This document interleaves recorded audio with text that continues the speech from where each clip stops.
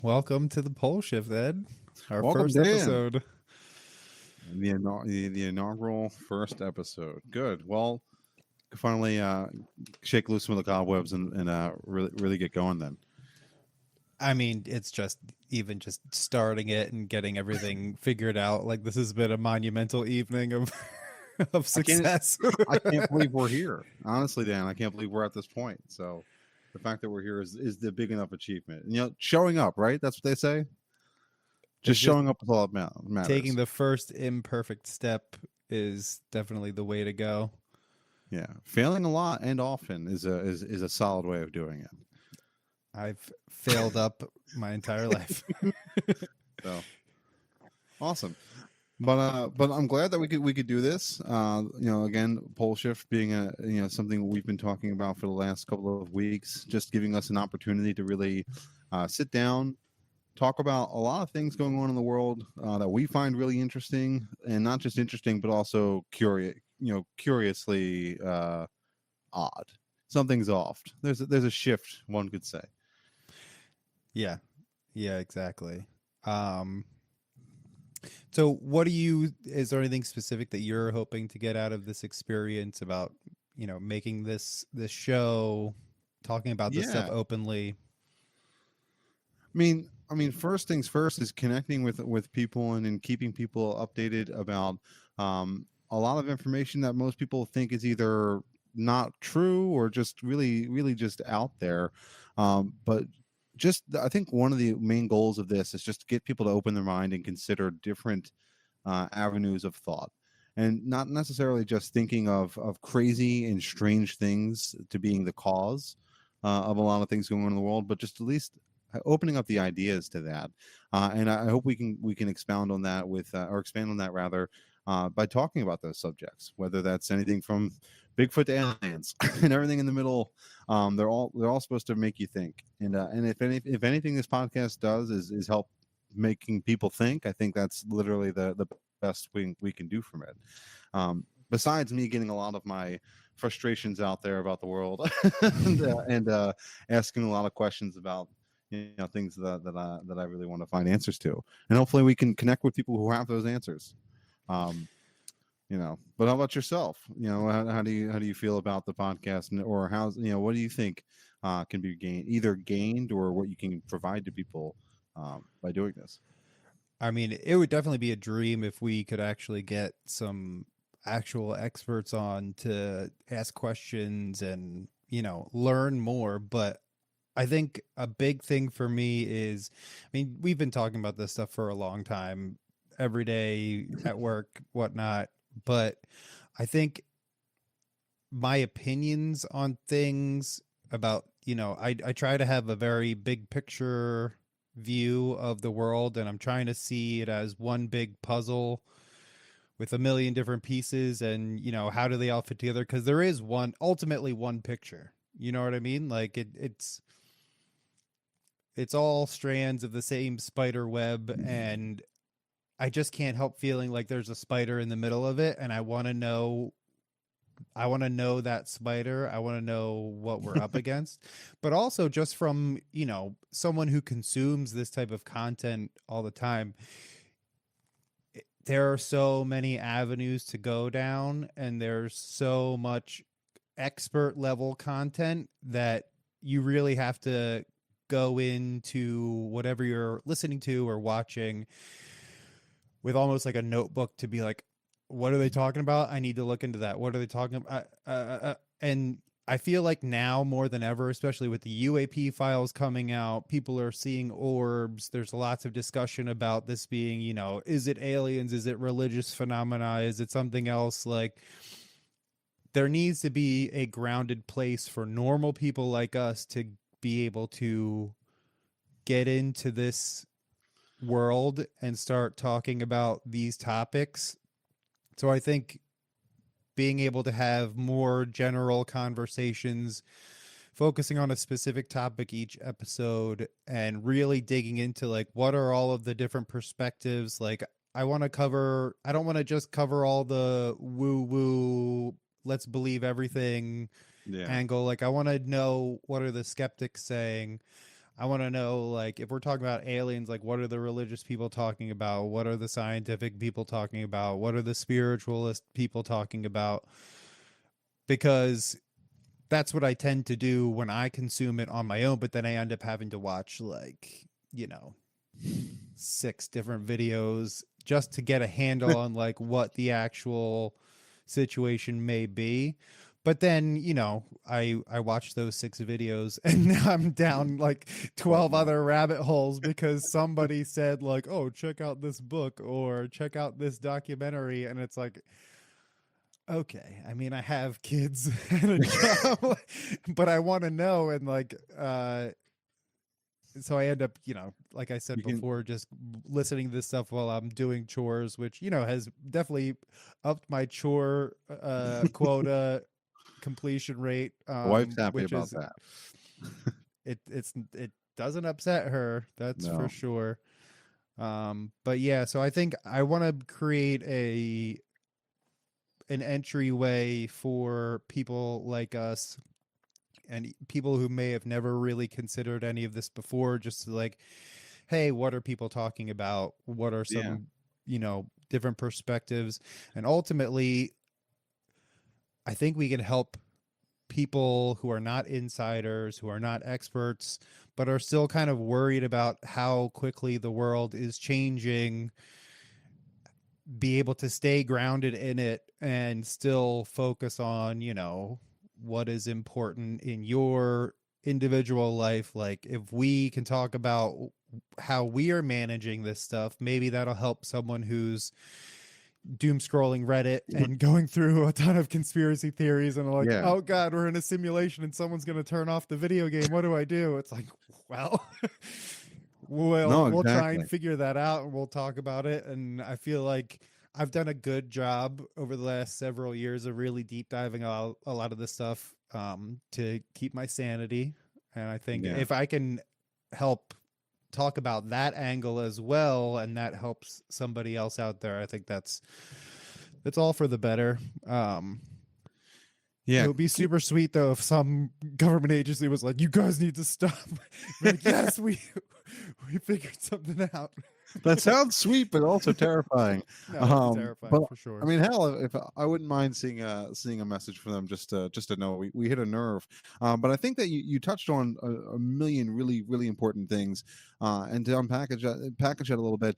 What you mentioned is that we're getting to a point where we know there's something going on, or there's something out there in the world that just the general population of people have no idea about. Even us, we have an inkling that there's just something going on. You want to meet that spider. I agree, I want to meet the spider too. I think we all have an idea of trying to get to that point. But I think that with the more release of information that you see going out there, and the more dispersal of information through podcasting, through the internet, through whatever the case is, we're all gaining access to more information. But unfortunately, that creates so many more questions and confusion, because now we all enter into a spectrum of different options that when we look at a different subject, like you just mentioned, aliens, for example. What are the religious leaders saying? Which is a different message to what the tech people are saying, which is a different message to what the Joe Schmo on the street is saying, that generally doesn't care about, or whatever the case is. We all have an idea or interpretation of it, but being grounded is extremely important, and not falling into one bias or another, but overlaying those biases, as a Venn diagram of sorts, to try and really look at the picture in a holistic way. That's what this podcast is here for. For that doom scroller on Reddit, that what you're explaining here, that's what we're here trying to do. We're trying to capture your attention to say, hey, you might be looking into the literal pole shift right now and thinking, oh my gosh, North Pole is going to be over the equator soon. I gotta I gotta get in my beach wear to Antarctica right away. But it's not going to happen that quick. And obviously there's going to be a lot of debate as to how that works. But being grounded, not thinking like, oh, what are the flat earthers saying? Let me let me go down that rabbit hole, because they're buying into my ideas. I definitely want to talk about what the flat earthers are I saying. do. Like, I've been down that rabbit hole. I mean, it's definitely an odd one. It's I the I'm I very confident that I want to say this. I think that they think that they're right because they're using a parcel of information that we have access to.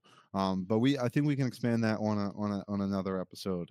But I think that the flat earthers are. I don't think that their idea is correct. We definitely live on a spherical object, that's as is observable in the universe. All planets seem to fit that sort of dichotomy. I don't see why ours is different, but I think they're using math based off of limited amounts of information that is available to the public. You could say.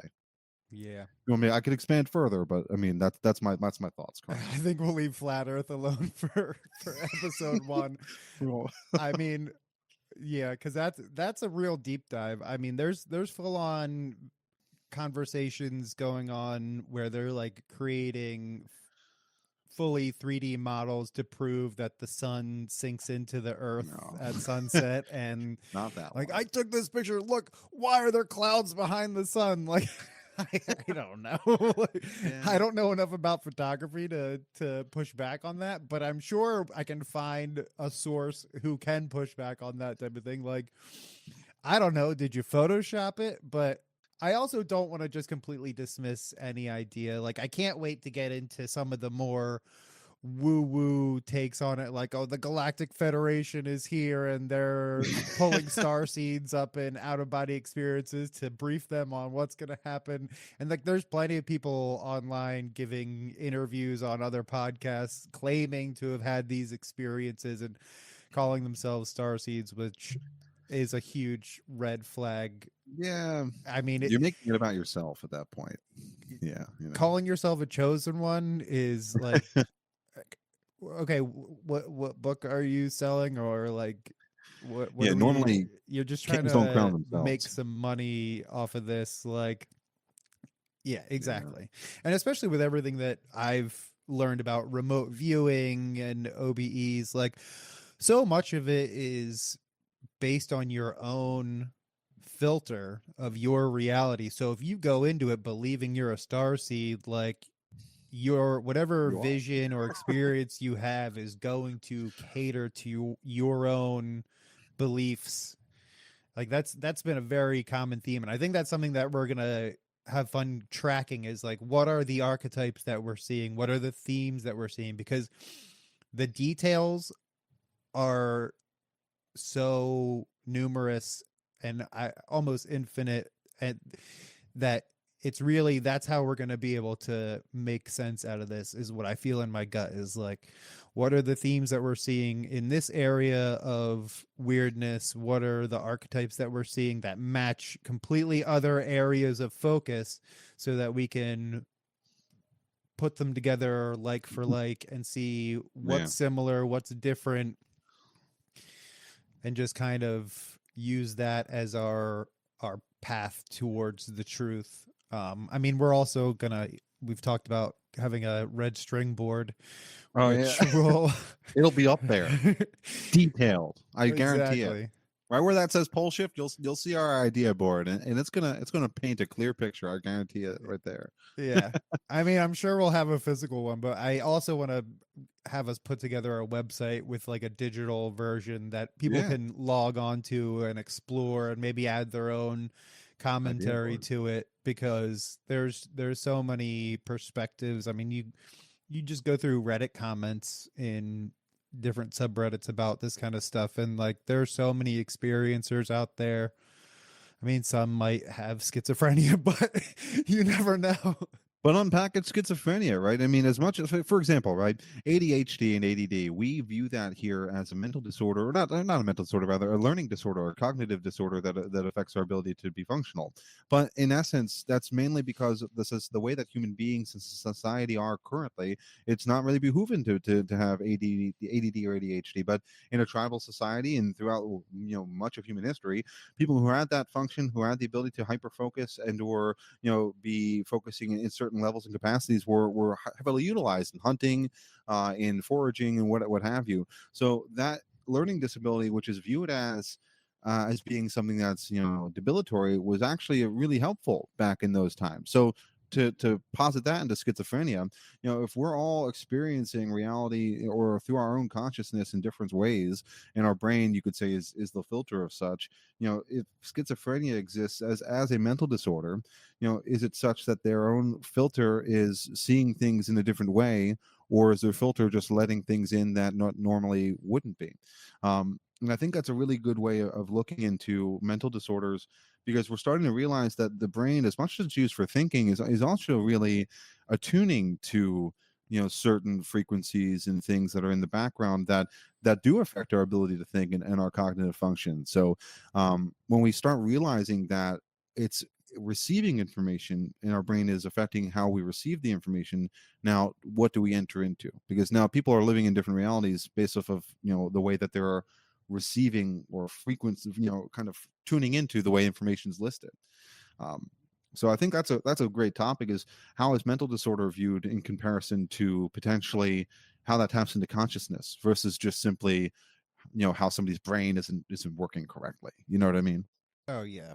Um, I completely agree. I mean, it definitely sucks that people have these debilitating issues, but especially when you listen to podcasts like the telepathy tapes, or if you have direct experience with people with these types of challenges, it's like, okay, I mean, but do they see an entire universe inside of, the numbers that they're looking at? Like I've heard that type of situation where, like, you know, every number 1 through 9 has its own like reason it's shaped that way, and there's like a whole story behind it. Like my wife's brother has schizophrenia, and he's got like a whole theory about all of that kind of stuff. But he's got a ton of challenges that come along with that type of mental gift of being able to see the world from a completely different perspective. But you see, back when I say back then, like what does that mean, right? But in the past, before people viewed these people who saw the world in different ways, people viewed them as oracles. People viewed them as seers. People viewed them in very different ways and had different functions for them to express that different cognitive view on the world, and it held value. Versus now, where we really don't give credit to people who have or credit to people who try to make insightful, hypotheses about the future by using intuition. People don't give a lot of insight or give credit to that, because again, it's viewed as woo woo, or as a bit superfluous. But back then, or in ancient times, or in times where it was acceptable, people who had that cognitive function were revered in some ways, or even brought into religious folds, cultist folds, folds of power in different magnitudes. Yeah, I think that's definitely part of it. I mean, I also don't want to glamorize how things were treated historically too, because like you learn about the Oracle at Delphi, and it was mostly young women who were completely drugged up and Fair. other terrible things happening to them to essentially traumatize them enough that they would pick up on these external signals and be able to predict the future and that kind of thing. um but yeah, I mean, just back to ADHD. They didn't have keys to lose back in the tribal days. So, like, I think about that sometimes when I'm rushing around the house. Like, where did I put that thing? I always put it here. What did I do? No, instead they had traps and whatnot that they knew how to go around so that people didn't steal from their stuff. So you still had to remember how to Yeah. disarm your traps. I tell myself that it's just the gnomes hiding things from me, and it's not Totally. my fault, and it makes me feel a little bit better, and it makes it fun for the kids too. Like, oh crap, the gnomes hid my keys. Like, look for the keys, kids. You should move to Iceland. They that's like they're huge. I think like more than half their population believes that there's these elves or gnomes, dwarves, these small people who play these little tricks. Um, it's Yeah. heavily believed there for some reason or the other. I love that kind of mythology. I mean, they have it all over Scandinavia too, with like gnomes and elves, and Ireland has the fairies. And Yeah. I mean, I've done that with both of my daughters, just recently with my younger daughter. Like, going outside with a little tiny like cap full of milk and a little treat and putting it under some bushes to be like, all right, leave these for the gnomes and ask them to give us good luck. And like, they love that kind of thing. And also, it doesn't hurt to give the gnomes a gift for some good No, luck just in case. So, doesn't the gnomes, maybe a squirrel who's walking by, whatever it is. Never hard, exactly. never bad to give back to nature. It's as long as it's all in good fun. I think that's also part of this is like, you get into especially the spiritual topics and the ideas of like a demiurge and like this malevolent force that is trying to make you feel fear because it feeds off of that type of energy. Like there's a lot of those ideas around, and from my perspective is like, if we can laugh about those things and laugh at those types of things, if it's real, then it won't have power over us because we're not afraid because we're laughing in its face. Like maybe True. that's something to think about. Like maybe it closes the door for that type of malevolent energy if you don't have that fear connection to it. If you ever feel afraid, one thing I do is always say, in the name of, I always harken back to my religious ties and whatnot, and try to believe in God, and just think positively and try to dispel anything negative energies away from me. But when you're saying that, the idea of the entities or other beings that can feed off of negative energy, I think it's pretty valid. It's a possibility. I mean, think of this: like when you sit down in the chair and you get up from that chair and you walk away, your warmth is still left behind, and that's what we see in the physical realm. But when you see other things that you do as well, that has other ramifications. We and I don't know because of my limited purview, but how does fear affect different wavelengths and frequencies around you? How does your anger affect different things? Because what I do notice when and this was one mistake I make at my house all the time, but if the kids are going crazy and getting nutty, and maybe my wife is trying to keep them calm, she might feed into that nuttiness, and then it draws me into it. It creates this vacuum of emotion that people start to attune to. So if we can all physically do that in this realm or in this state of being, who's to say that others can't feed off that from a different perspective? um and I think an interesting way of viewing that is rituals. I think that people who view pagan religion and otherwise, there's a heavy tie to rituals, that where you sacrifice or offer something to whatever entity it is, you're granted this magic, quote unquote. And we do these rituals, and we have no idea what it is. It's like moving this gold trinket from left to right, sacrificing this thing, this particular entity. What does that do in an area that we can't see, that might be really really important in other spectrums of consciousness or reality? And from our perspective, it's like, why are they doing these rituals? This makes no sense. But in another state of being, it could be this really amazing event that's occurring. It's hard to understand. And I think ritual is so important in everyone's lives. I mean, even if you just bring it back to mental health, like if you get out of bed when your alarm goes off, you do your basic morning hygiene, brush your teeth, take a shower if you shower in the morning, you know, put on clean clothes, eat breakfast, like, and if you do that kind of healthy practice every day, it sets you up for a better day. Whereas if you find yourself falling out of those daily rituals, it's usually a signifier of like, oh, you might be dealing with some depression right now, because like, why are you laying in bed doom scrolling all day? Yeah. Like maybe every once in a while that can be okay, but if it's something that you're doing every day, it's usually a sign that something is wrong. And like that kind of getting yourself back into that ritual of starting your day on a positive note with a morning goal or something like that, it's huge. Yeah. No, you're not wrong. And then also, people will view when they deviate from their daily ritual or routine, that they think something bad's going to happen. So let's say that you normally take a particular route to work every day, and the roads out that you normally take, you have to take a different route. There are some people who start to gain anxiety. It's like, oh my God, I didn't take Main Street this day to work. I had to take the side streets. Now I didn't take the same way. Something bad's going to happen to me. I didn't do what I normally do. And Mm-hmm. that's a typical form of anxiety that a lot of people exhibit just the same. Yeah. There's a lot of angles you can take it with mental health.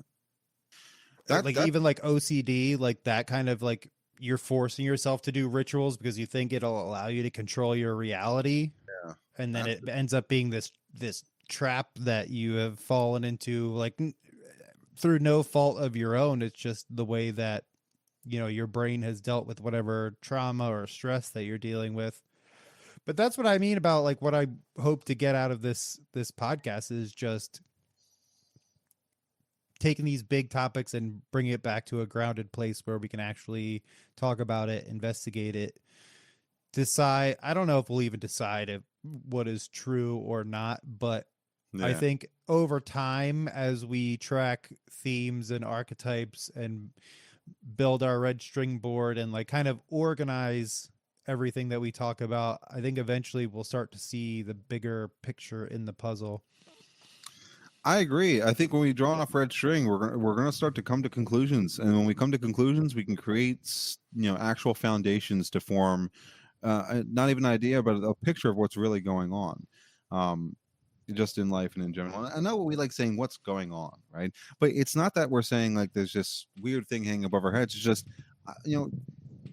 the world's not the same world that we're born into. I mean, I find myself trying to teach my kids things, and it's not as applicable as it was when I was younger and when I was a little kid. And I know Yeah. that's the same with a lot of people through different generations. And go, oh, my generation was the same, but like it's a vastly different world 30 years ago when I was a young kid versus what it is now, and it's very difficult and daunting for just a Joe Schmo like you and I just to go through life, living life or working, affording everything that we need to work and afford to, and you see the world changing so rapidly. You think to yourself, what is it when I'm 60, when I'm about to retire? What is the world going to look like? Because if it took 30 years to go from from a baseline to what it is now, it's almost exponentially impossible for me to really theorize what 30 years is going to bring. And I think having a mainstream, excuse me, not a mainstream, but having a means of communication such as a podcast where we can draw that red string, where we can start creating foundation that Joe Schmoes like you and me can start really looking into, then we can, hopefully create some kind of archival means for people to understand what's going on in the world. And, and I don't mean that they have to see in a particular way that you or I see, but just have access to information that yields truth. And that's it. Simply truth. Yeah. And just coming along for the ride as we try and figure things out. Like let us do the hard work for you. Just watch the show, Yeah. engage. And if our hard work sucks, please tell us and tell us where we're wrong and tell us how to fix it. Because I want to know how to be better. I want to know how to learn more. I want to know. That's it, simply. Yeah. Real quick, before I'm not sure. Did you? Sorry, what were you gonna say? Didn't want to step on what you were gonna say. No, I was gonna get into my next question for you, but Yeah, that's go for it. exactly. Yeah, I was gonna see. Were you gonna segue to see what got us into all this stuff originally? Yeah, I was gonna ask if what got you into the conspiracy theories. Have you had any experiences? Dude, oh my god, mine is. I feel like it's like the generic way of getting into conspiracy theories because I feel like it's such a mainstream one. But Bigfoot, man, I wasn't really big into conspiracy theories. I had the aliens and whatnot, and I just kind of knew that there's a lot of unknowns in the world, but I didn't really understand how unknown things were until I got into Bigfoot. And now Bigfoot gets a lot of bad rap because a lot of people think it's a pretty um I don't know. It just seems incredulous to believe that there's this large creature that can walk around in the United States of America, this extremely developed country, and it not be documented. And I was like, yeah, that is pretty interesting. And then the show Finding Bigfoot comes up, which is its own fake kind of nonsense. It's fun. It's entertaining. It's not real, though. So please, anybody out there who thinks, oh my God, no. God, no. But it was really entertaining, and it got me into looking into really good Bigfoot researchers. There's this one guy, his YouTube channel, Reverend Jeff Kelly, great guy. He doesn't put any videos out anymore, but if you ever had a chance, he's a great guy. He started looking into real testimonies from people who were legitimate people, like police officers, people of really good background, and they're very confident in stating what they had to say. So I started looking into every Bigfoot documentary I could find. And you're starting to find it's not just something that happens in the United States; it happens all around the world Oh in yeah. different places. And then it opens up this question, and this question was really interesting because it's my answer to this question has evolved so much over time to where I am now. But the first question is, what is this thing? Is this a monster? Is there one Bigfoot roaming around the country? What is this a relic human being? Is this an alien? What is the case? When I was first looking into it, I was very confident that Bigfoot is this relic hominid that has evaded science for an extreme amount of time, who lives in seclusion like an orangutan, similar in the ape species. But that my view on Bigfoot's changed and then what I think it could be, and I still think it's a real phenomenon that exists in the world. But that's where I started, because I was like, what is this? Why is this not interesting enough for people to really give time to it? And if you look into the Bigfoot world right now in the United States and all around, it is compelling. And the main thing that gets it is the testimony from the people. And Yeah. and I'm sure it's the same with aliens and same with anything, is the fact that people have such a strong emotion to it.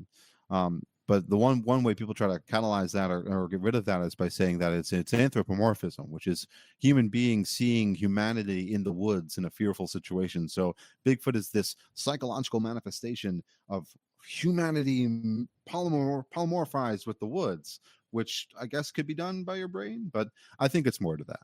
So, but Bigfoot's mine.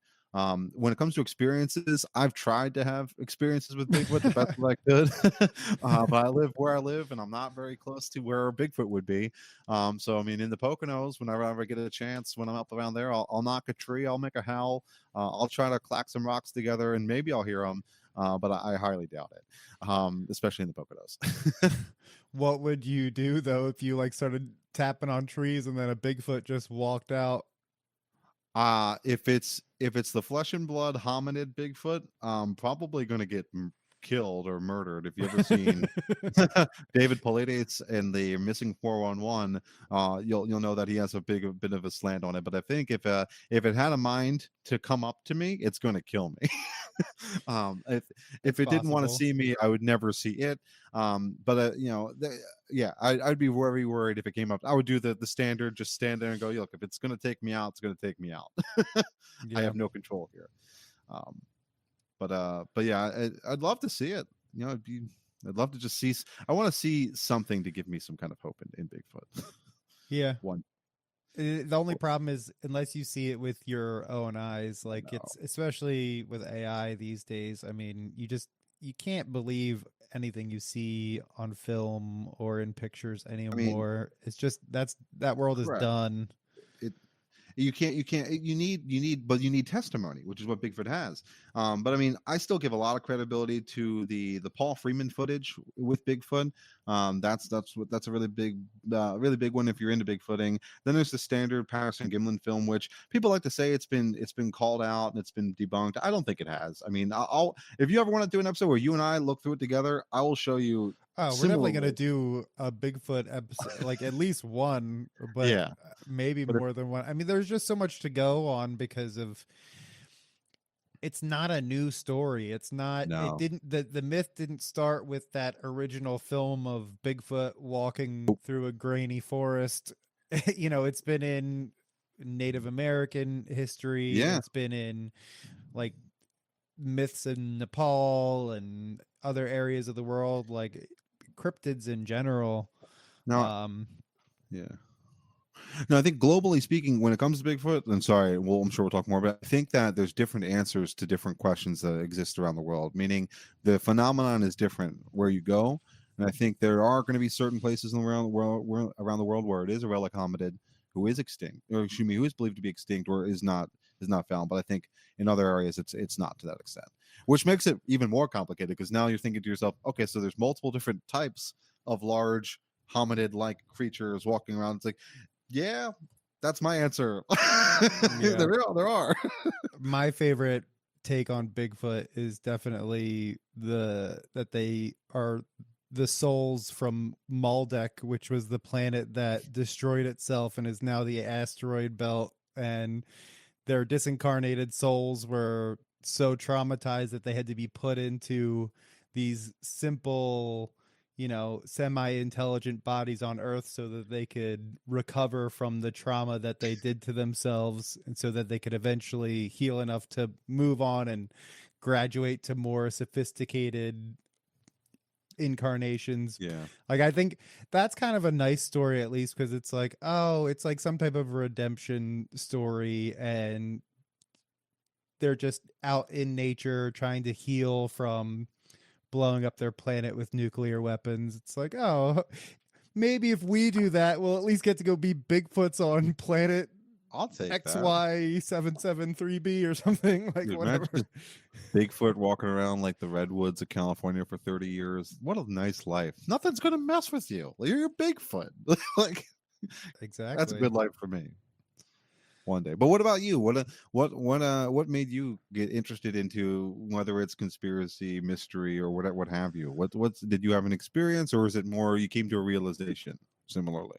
No, I've definitely had experiences, and but I think it's just foundationally, I think, number one, growing up very Catholic, and my entire life, hearing about God and the Holy Spirit and having an eternal soul, Jesus rising from the dead and performing miracles. Like, I never, like, from the very beginning of being a Catholic, I never bought into the whole dogmatic angle of like, just have faith and believe. Like, no, I was like, I need my questions answered. Like, what do you mean that if I pray hard enough, I might be able to fly? Like, have you heard about that? Like the flying nuns No. and what? Oh, I want that though. this is a whole thing we'll have to talk about, because there's stories of Catholics in super deep meditation, and then they just like float up off the floor, and I gotta we'll go back definitely to get church. into it. But it's like, I was so fascinated by the supernatural part of it, but also like the rules of like, what do you mean if a baby dies before it's baptized, it has to go to purgatory That's and just rough. like hang out for what the hell did a baby do? Or even just the concept of like, oh, God is your father and Mary is your mother. I'm like, no, I know my mom and dad. Like, I get what you're getting at, but like, no. And then my teacher being like, no, but they are. And I'm like, but they're not. Like that kind of thing. Or asking my mom, so if you don't believe in Jesus and you're not Catholic, you can't go to heaven. Like, what about all the good people who never even heard about Jesus or Catholicism? Like, they just go to hell? And she's like, no, they go to purgatory. It's like, That's that fair. doesn't seem fair. Like, why would an all-knowing and all-loving God do that to so many people? Like, it just, like, I was very much a rule follower as a kid, Yeah. but that also meant that I was constantly trying to figure out like, what are the rules, and that can be a little bit of a setback in life, because like waiting for permission to do things, or like trying Yeah. to figure out all the rules before you take action. Like, that's definitely been something I've had to overcome in my own personal development. But that was really like the approach I had to being a Catholic as a kid. And like, I became an altar server, but it was because I was bored in church, and it's like, oh, at least if I have a job and I'm forced to go to this thing by my parents, like I have something to do. But then like doing the actual ritual of the mass every time, and like they would had a class for us where they talked about every step and like the significance, and like the guy that taught the class was amazing. Like, he knew the background of every piece of the church and the story behind it, and like why we do it and what it's, and like that to me was super interesting. I never really thought like, oh, this piece of bread is now flesh. Like, no, yuck. What are you talking Yeah. about? Like, it's symbolic. What are we doing here? People are like, no, it really is the flesh and the blood. I'm like, Really is. have you ever like bit your arm? It doesn't taste like that. Not flesh. It's like, I just wanted to rationalize everything and make it make sense, and the whole idea of just having faith never worked for me. So like, I had that foundation, but then also on the paranormal side of things, there was always like weird things in my house. Like, we'd be sitting downstairs and you would hear somebody walking across the second floor all the time, and it wouldn't be windy out or anything. It was just like, oh, the ghost is walking across the floor again. Like my mom tells this story about, it was one of her first nights with me as a baby, after they moved in, and my dad was working night shift, and she was like frantically calling him at the GM plant because obviously they didn't have cell phones. She's like, somebody's in the house, like, because Yeah. she wasn't used to it yet, but like legitimately it just sounded like footsteps going across. And as a kid, I would see flashes of things, especially at nighttime. I mean, you see shadows as a kid, and it very well could have me just seeing a shadow and my imagination taking over. Filling it But in. I would be laying in bed and just see, just under the edge of my vision, like it looked like the back of a dog running by, like, and we didn't have a dog. Huh. And like, I still vividly remember this, but I was laying in bed. I was probably like 7 or 8, and I was just laying in bed. I was awake, and then all of a sudden, I just felt this like hot breath, like panting dog breath, and like wet nose feeling on the back of my neck. And I was just like, what was that? And I turned, and nothing was there. And like I told my parents about it, because like they were very open about talking about these types of experiences. Yeah. Like they both accepted that there must be some type of a ghost in the house making these footstep sounds, and like nothing else terrible happened. Like there was no poltergeist activity. It was just like something making its presence known. And then they were like, "Oh yeah, but there was a guy that lived here before. Like he had a dog, and we're pretty sure his dog like passed away before he moved out or something like that." So it was like, "Oh, maybe it's a ghost dog that used to live here, and like it just it came Ghost back because dog. this is where its home was." Like I don't know, or I was just a little kid with a very active imagination, and Yeah. but like I wasn't laying there thinking like, "Oh, I wonder if a ghost dog came up and stuck its nose against the back of my neck." Like it was just something very strange that happened that has stuck Very with me. vivid. But I had a crazy vivid imagination. Like I would have like very active nightmares, but I would have waking nightmares where like I would just have a random thought, like, and some of them that I still remember. Like I remember being, again, probably like 6, 7, 8, and like hearing about aliens for the first time and having just this vivid waking nightmare of being in my room at night and bright lights coming in through the Oh windows and man. grays coming through the window to like get me. And it's just like that type of like flash of imagination. And I'm not saying I was abducted, but like having that strong of an imagination as a Yeah. kid, it was like, oh man, maybe this stuff is real. Or like, you see the trailer for The Exorcist remastered coming out. It came out when we were like, I don't know, 11, 12 Yeah. years old, something like that. And just being up all night, like, does my stomach hurt because I'm being possessed by a demon? Like, but that sparked the curiosity of like, okay, like I've learned about possession from just being in Catholic school and then talking about Jesus casting out demons into like pigs that run off a cliff or whatever they do. Yeah. And just, I feel like because I had that active imagination, I never had the limiting beliefs of like, oh, that's not possible. That's just a story.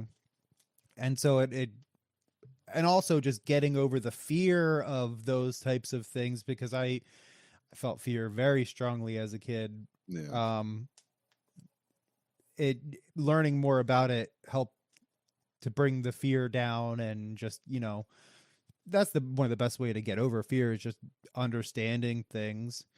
Yeah. Well, that's what fear is. You don't know what it is, Yeah.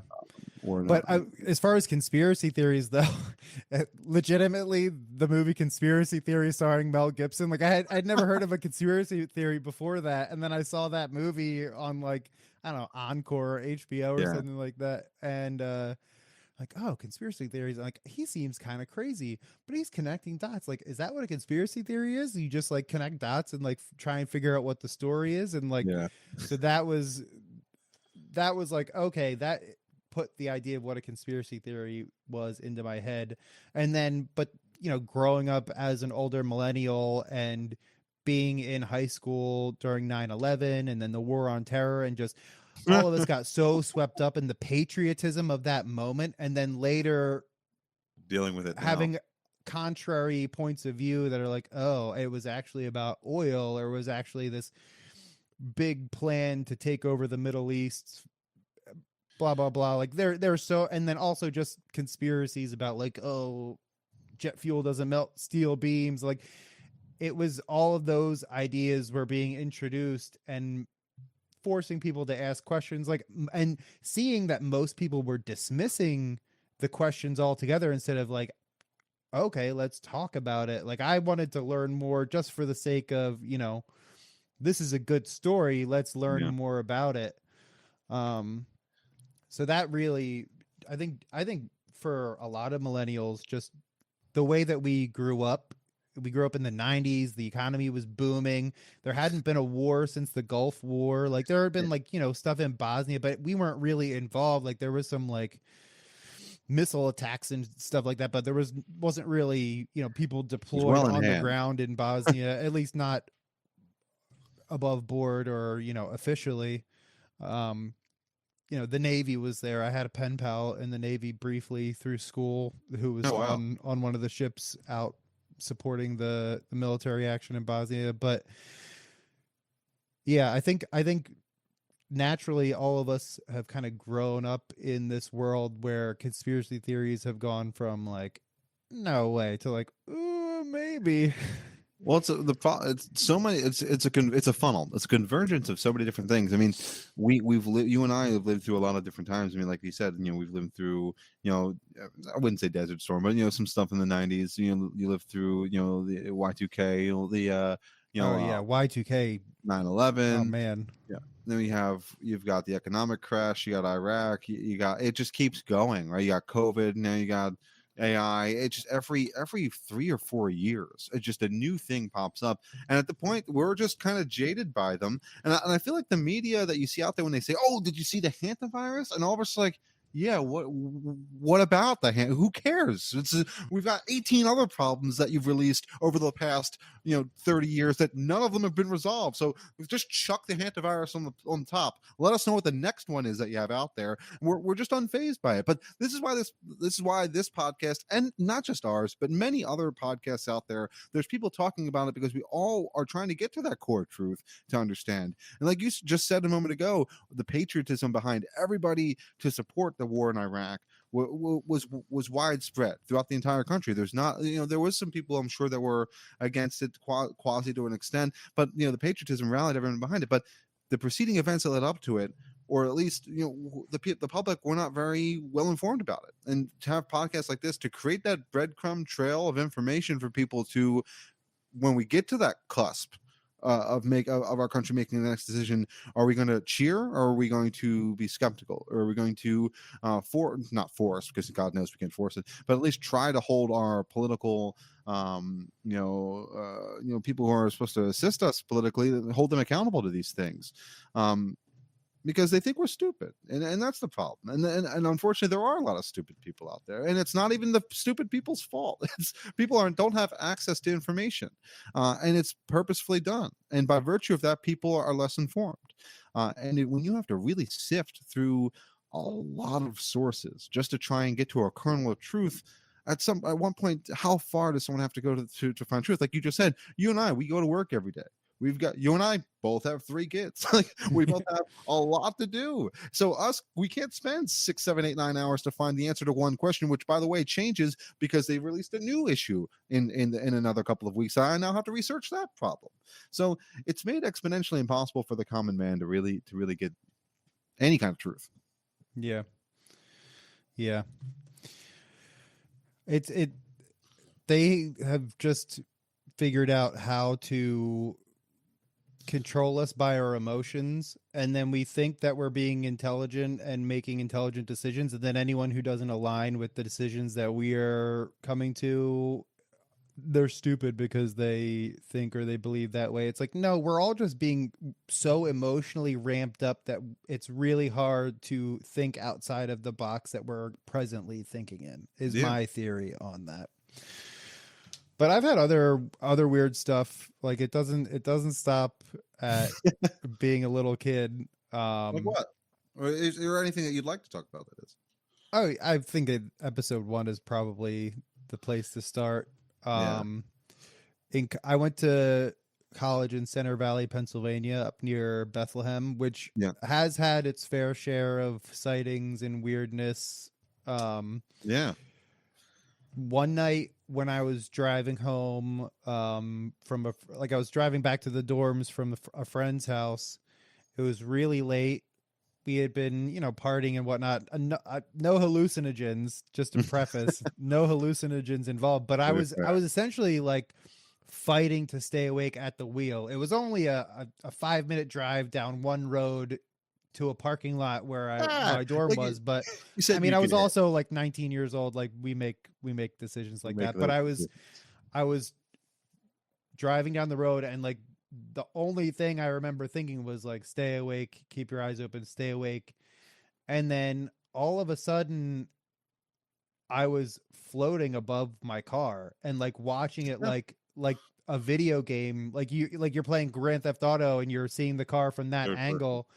And like it wasn't weird to me in the moment. It was just like I was still in the mindset of like, just stay awake, keep your eyes open, stay awake.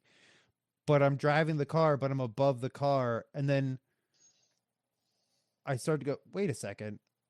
Then snap back. And then no, it didn't.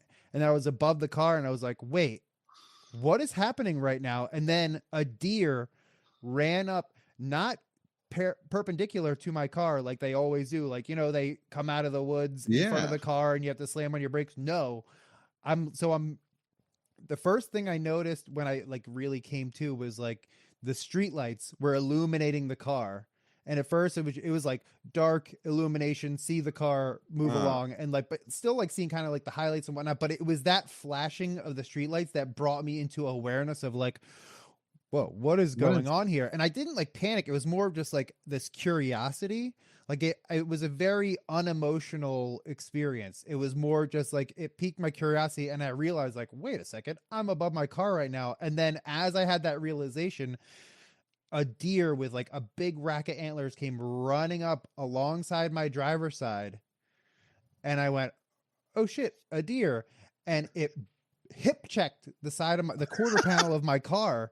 And as it hit the side of my car, I snapped back into my body, and huh? I'm looking to my left and there's a deer running alongside the road, Shit. hitting the quarter panel of my car and then running off into the woods.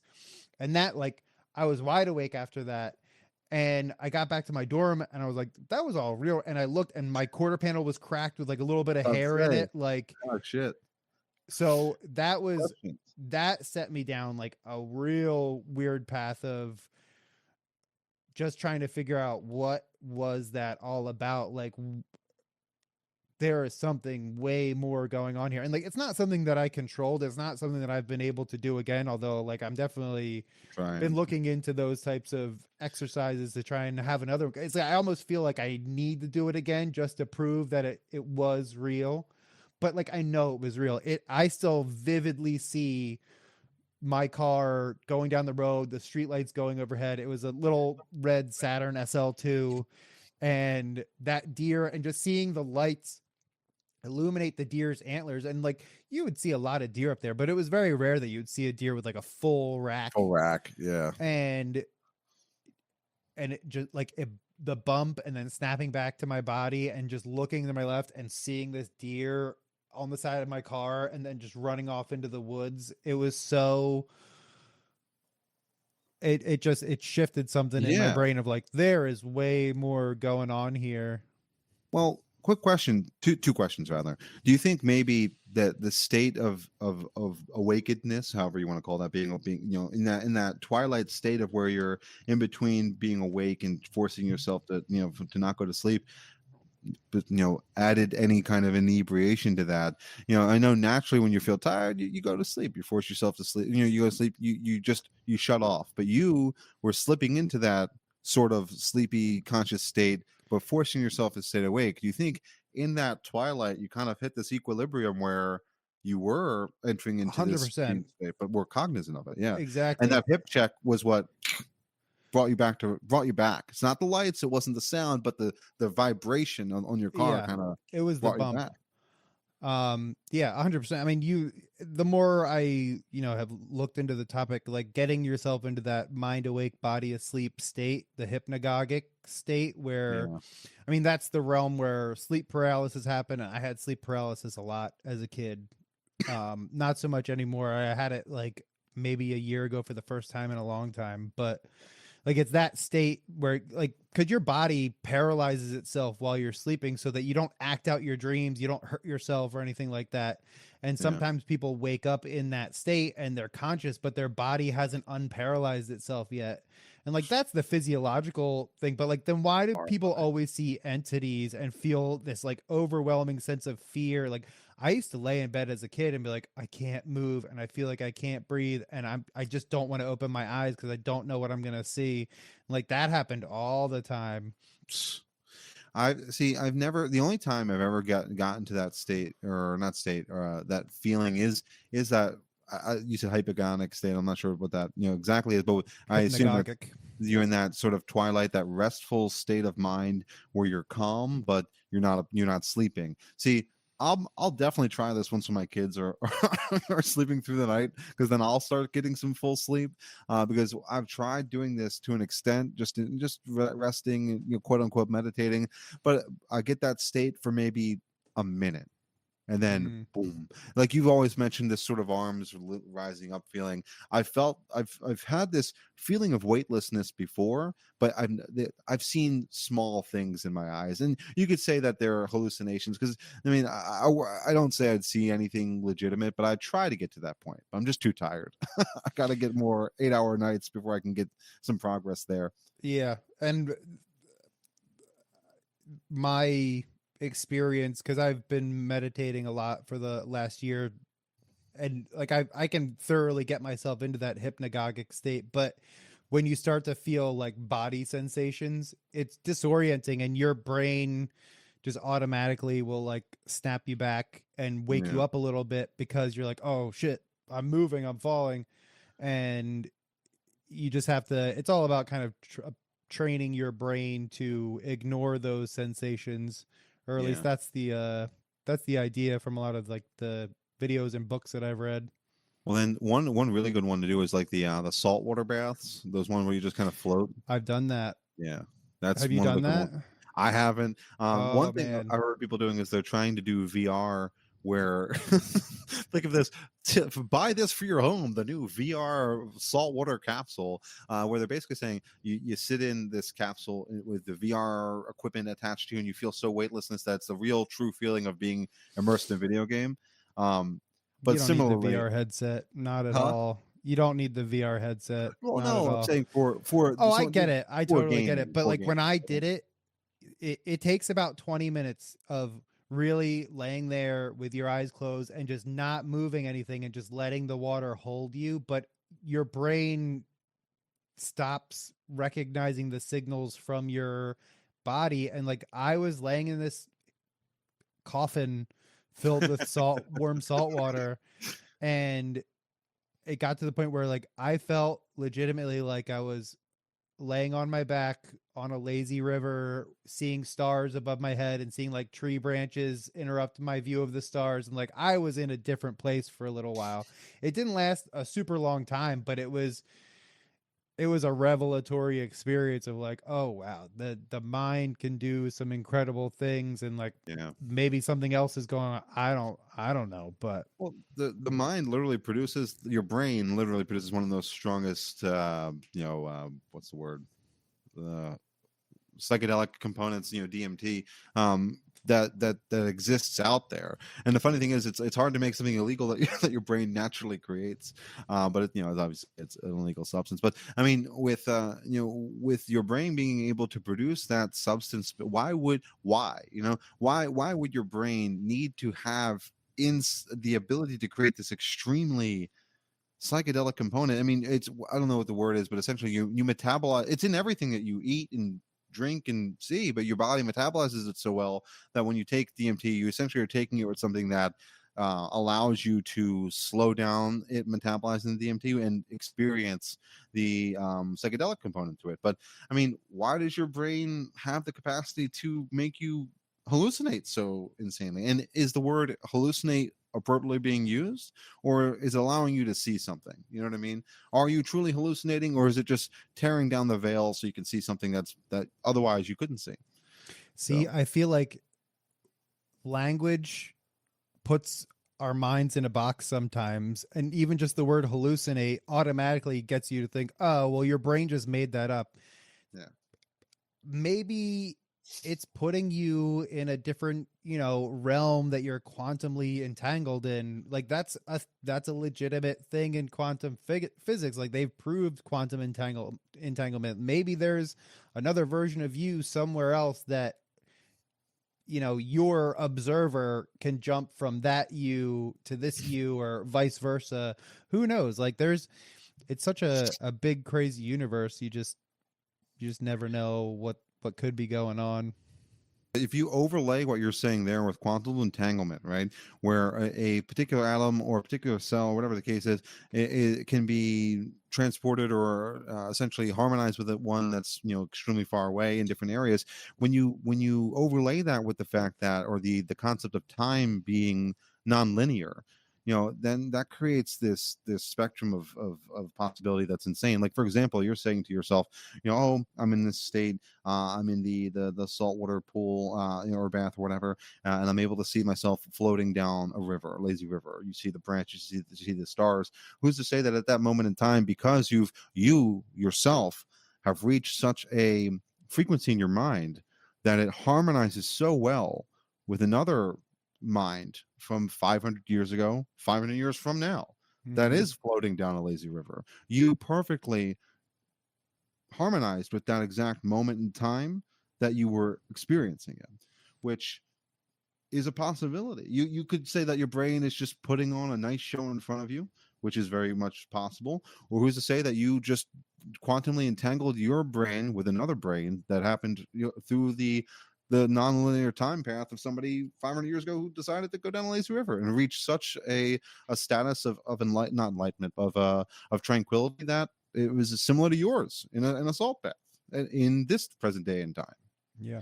So who's to say he wasn't envisioning himself floating in a small, weird coffin box with salt water at the same I time that I you were felt like seeing I that? was somewhere else, because like it's very like it's confining. Like you feel the walls around you, but it was like I was in an open air outside, floating on my back in a river at nighttime, and just like so at peace and comfortable. Like I didn't feel like anything. Like if I put my arms out, I wouldn't touch anything except the Yeah, water that was around me.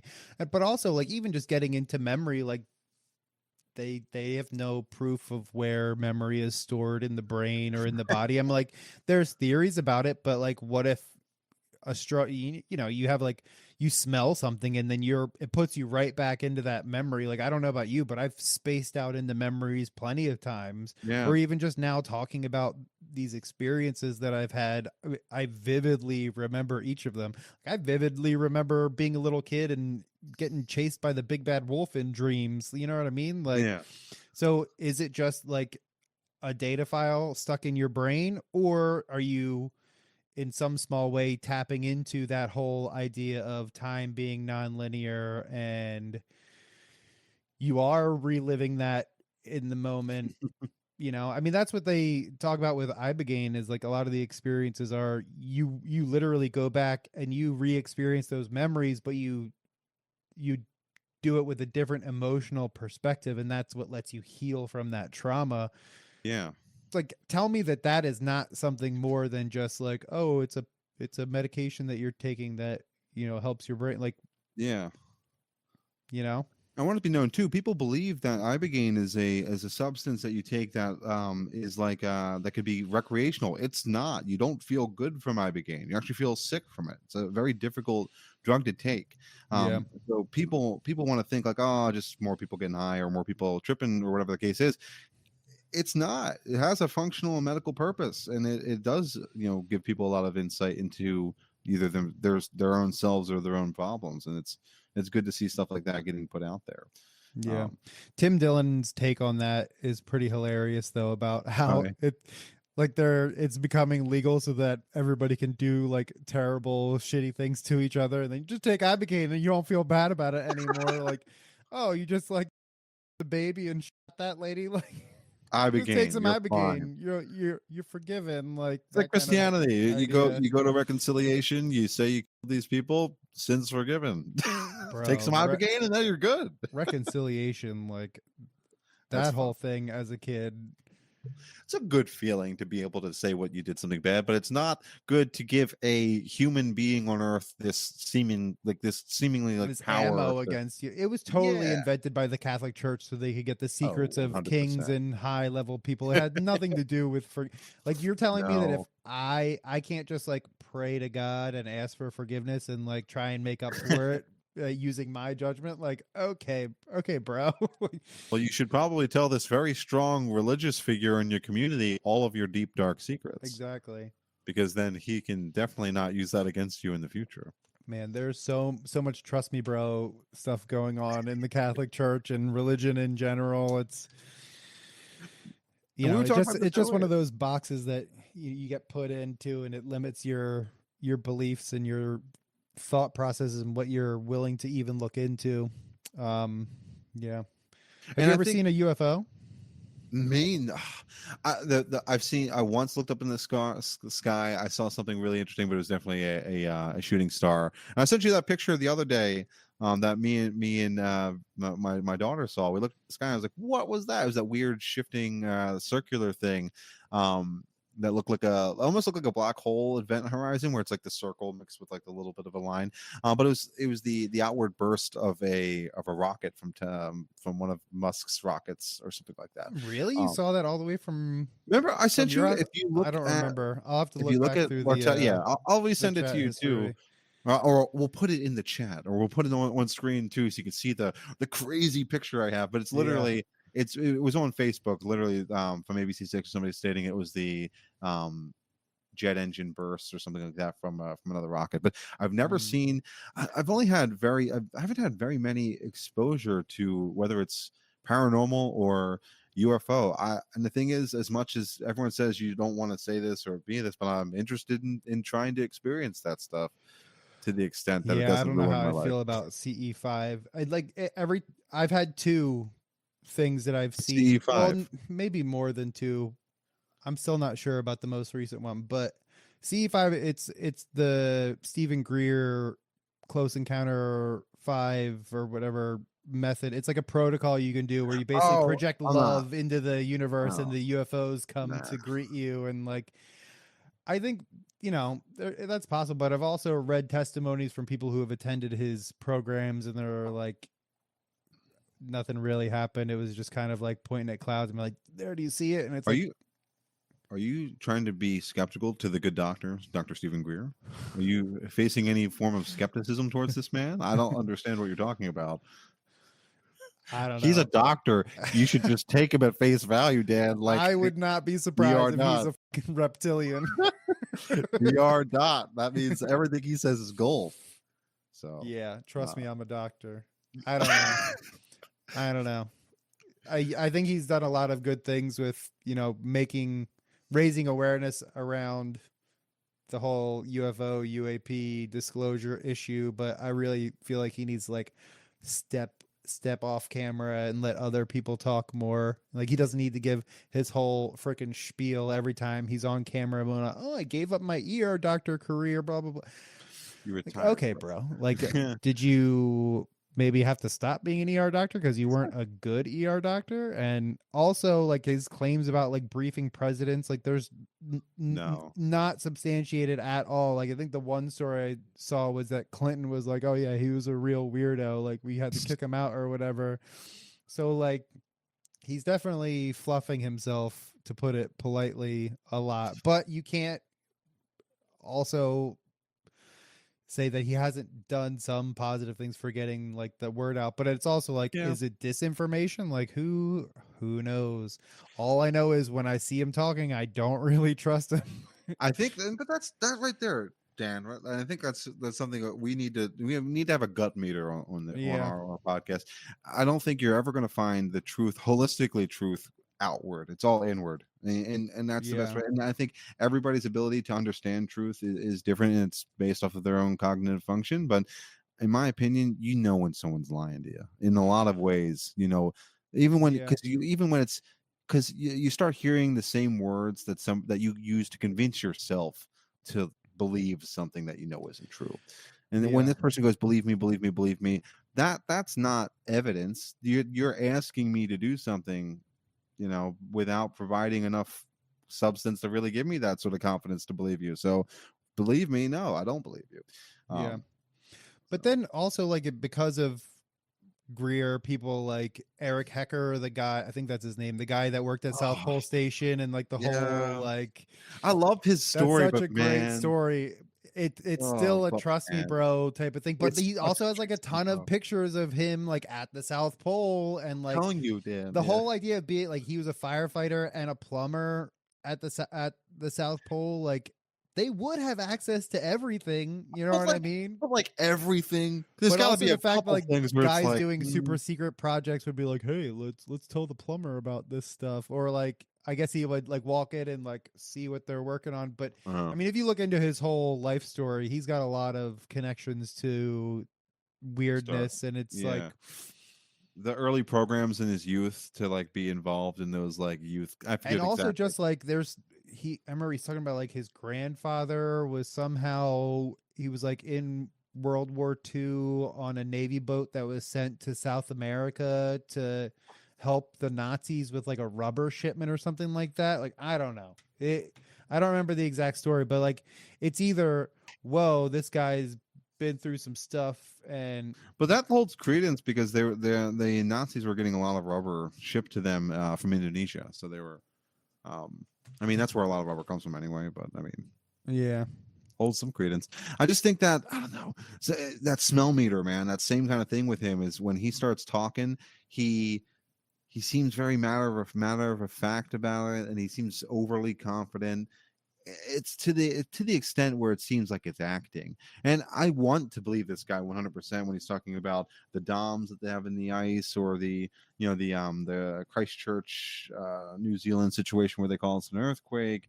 All the things he says sounds really interesting and compelling, and I want to believe him because I'd like to believe that. Well, I don't want to believe all the bad things, but I'd like to have some kind of spotlight on the truth. It's just the way that he's pitching it ain't working. This guy's public speaking is making me believe otherwise. That's why it's important to learn how to public speak, guys. Go to take that course in high school, take that course in college. It's worth it. Trust me. Yeah. I mean, there's other people I forget the guy's name, but he was the Marine who was deployed to Okay. Indonesia or something Iraq. after the Oh, earthquakes to do like humanitarian aid, and then they saw a giant black UFO over the jungle, and they went down and they were assaulted by some secret black back ops ops. team that were loading humans into containers with HVAC equipment on it and putting them onto this UFO, and then it just like shot off into the sky. When he tells that story, like my gut meter is like he believes what he's saying. Like he's not getting Yeah. anything out of telling that story other than people calling him a liar or calling him crazy. You know what I mean? Like Yeah. I don't see him making money off of that type of a claim. No, and there's people that make claims that are very incredulous, but they're very convincing, and that's where you get to those points where it's hard to just discredit it entirely. But for those people that lay it on thick, or the way that Hacker goes about it, he makes himself seem really important, and that when people do that, that's when it's like, and Yeah. you don't want to believe him based off of that alone. It's like, It's ah, and that's I think that's one of the archetypes or themes is like people alluding to or claiming to be some type of a chosen one. I It's know. like It's not. maybe you are, maybe you aren't, but like if you are, who are you chosen by? And if you're chosen by the adversary, if you're chosen by that spider in the middle of the web, like I can't trust you. Yep. You know what I You're mean? also going to trap me. You're bringing me to the spider. That's what you are doing. No, you're right though, because it's hard to tell the truth between those people trying to sell you that information and or just trying to tell the truth, because both sometimes sound genuine, but that's why you have to do the best you can to trust inside. That's all you can go off of.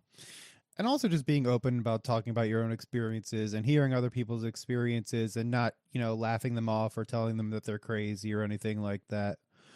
Um, so I had two legit, I don't know what that is type of things. I never saw like a clear craft or anything like Yeah. that. But so again, back in college, this was after my out of body experience. I was driving I was driving from my friend's house in Bethlehem to back to the dorms in Center Valley, and all around the campus are those, typical low Appalachian mountains, right? Like, Yeah. and they all typically have radio towers on them where you'll see like red The blinking little red lights, lights. Yep. little white lights, whatever. And like, it's just something that you expect to see at night when you're driving back because there's not a lot of street lights. It's very dark. It's still back then, especially, it was like a lot more farms and whatnot. And I was driving back to campus and I saw this light that was like pretty bright up in the sky. And my I initially just didn't even think about it too much because I was like, oh, just one of those lights on top of the mountain. But because it was positioned along my route back towards the campus, like it was in my field of view for a few minutes. And then I went, wait a second. And like my neck is craned up like this. And I'm like, there are no mountains that are that tall That around here. tall. Like if it had been the Rocky Mountains, 100%, it might have been like a fire on the mountain. But like it looked like if you were in a dark room and somebody held a lighter off a Yeah. little bit in the distance, like a flickering but it was more like diamond shaped, Yeah. So it not wasn't like clearly a done, but it was like the color of orange flame, and as I'm watching it, it's doing this like pulsing, pulsating. Yeah. and then I'm like, wait a second, what is that? And then whoosh, just it like collapsed in on itself, and it was just dark sky again. It was way bigger Oh. than a star in the sky. It wasn't a meteor because it went on for a couple minutes Yeah. of just like kind of just being like this low pulsating, and then it intensified, and then and it never moved across the sky. Like you see a plane or a helicopter, like it's not going to be in one spot the whole time that you're driving towards it and Yeah. then disappear on itself. So I don't know if it was an alien spaceship or something like that, or maybe it was just some kind of orb or some of astronomical, but it was something flying in the sky that I could not Yeah. identify through. And I racked my brain over every possibility that it could be, even like some type of the Chinese lanterns that people release sometimes, like Oh they yeah. get Right. they get called in as UFOs all the time. Yeah. But it definitely wasn't that, because it was such a big light Yeah. in the That a sky, and it was candle ain't so making high that. up there. So that was like having the OBE, and then seeing that was like, what? It Yeah. put me on the topic firmly, and me and some friends did some other stuff to try and like do some experiments with perception and whatnot. That was really fun and a little scary. But then the second time I was working in New Jersey in Princeton, and I was, the I-95 bridge from Jersey into PA, Yeah. and kind of like you don't see it off to your left, but there is that Ewing Airport where Frontier flies out of, the Trenton Yeah. Mercer Airport. And like, so you see planes flying through there all the time, right? Like it's Yeah. not odd to see. I feel like that's been like a little bit of a theme of like, I didn't think it was weird in the moment because you see that kind of thing all the time. Yeah. So I'm crossing this bridge, it's sunset, and I'm heading west into Pennsylvania. So the sun is behind kind of this ridge. It's dipped below the ridge, but there's still like the orange glow of sunset, like beautiful sunset. And I'm seeing a plane, or at least I think it's a plane, but then I realize it looks like it's a drop of mercury just moving across the sky. And it's picking up like the glow of the sunset and reflecting it. Oh, okay. And it was like moving real slow at first, and then all of a sudden just It was like when you watch a raindrop gather momentum down And a then sheet of trickle. glass, and it was like, bloop. And Yeah. as it finished its like quick skirt across the sky, there was this flicker of green off of it, and then it was just gone, like disappeared. I didn't see it zoom off. It was just moving slowly, and then whoosh, green flash Huh. gone. And it wasn't like a bright flash; it was like a flicker of green. Yeah. And I was like, okay. And like I reported that one to MUFON. Never Did you? heard Yeah. anything. But oh yeah, I was like, I'm definitely putting that out there. And like I have seen so many aircraft fly over there. I have never seen an aircraft fly that fast Well, across. And like it was a couple miles out. Like you know what I mean. Like if you're in this position on the ground and you're looking up and you say like it moved this arm span and looked like it was the size of a mhm. plane far, and it went like that quickly, like in the blink of Yeah. an eye, like that's not a plane. No. And I've been to air shows and stuff too. Like I've seen fighter jets go like ripping across the sky. Yeah. This was not that.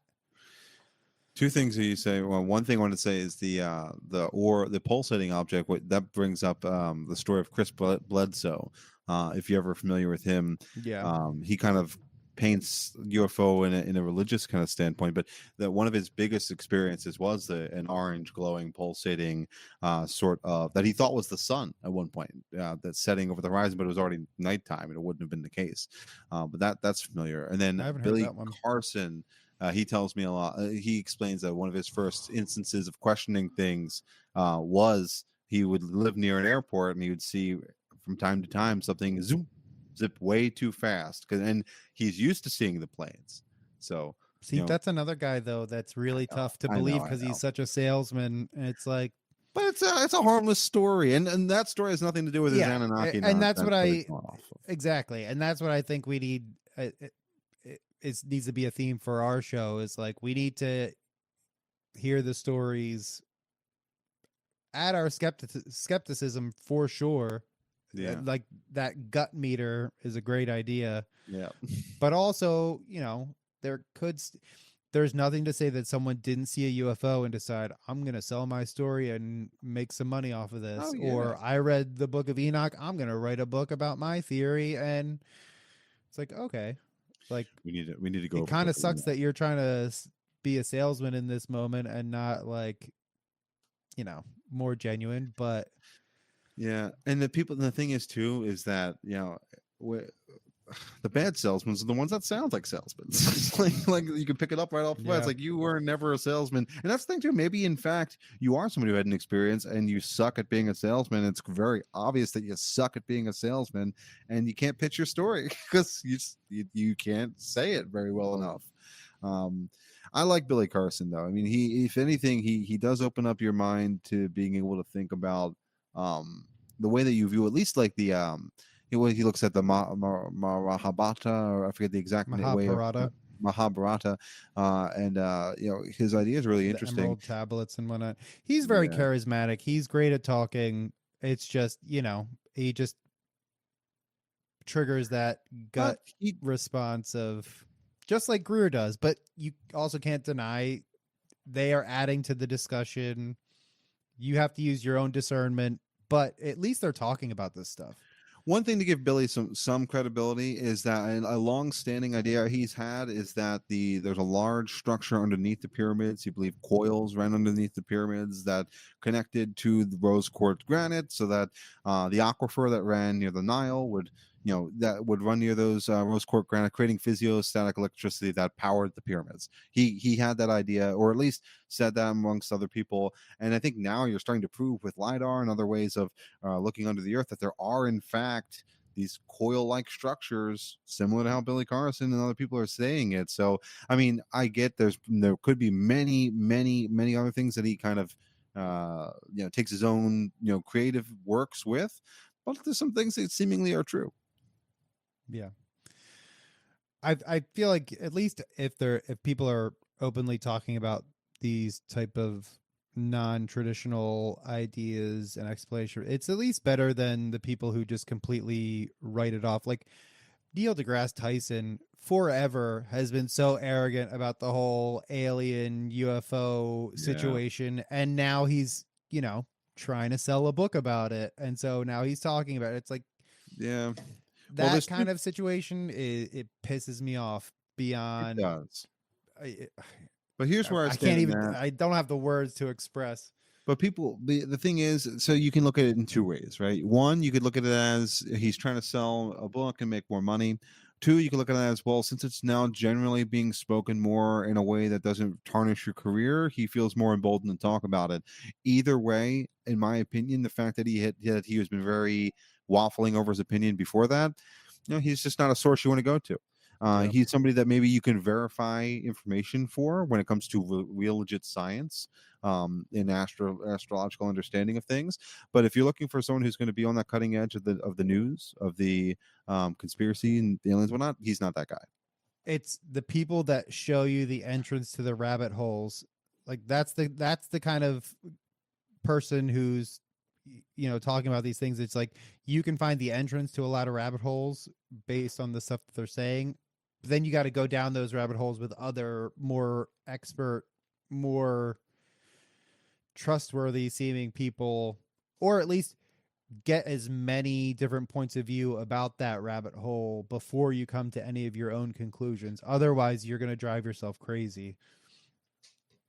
Yeah, it's true. And the funny thing is, it's a shame because, especially in the world of like podcasting and just the news cycle out there, a lot of people want to be the first to the punch to give the not only the real their take, but also the real take on something. So people don't have as much time to review the information that they need to review to give a real take on it, because they want to give a take. Because if you're too slow, then you don't gain momentum, and then people stop paying attention to you, which sucks, because then that stops the ability to really verify and fact check, because everyone just wants to give that impression, that first take, that real quick knowledge, and be that person that Oh gets the yeah. punch. But nobody.